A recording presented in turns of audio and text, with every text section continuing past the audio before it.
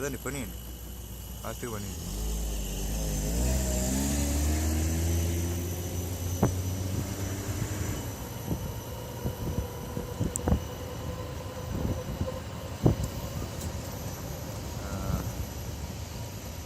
మీరు యాక్చువల్గా ఎడిట్ చేసుకోండి, తర్వాత వీడియో లెంత్ అయిందనుకో ఫస్ట్ మనం మొత్తం దిద్దాం, తర్వాత సో మీరు ఏం చేయండి అంటే ఇక్కడ ముందరికి వెళ్ళి మీరు మధ్య మధ్యలో పాజ్ కూడా చేసుకోండి కావాలంటే. ముందరికి వెళ్ళి ఆ వెల్కమ్ టు అది మొత్తం కవర్ చేసుకోండి. వెనకకి వచ్చేటప్పుడు పాజ్ చేసుకోండి.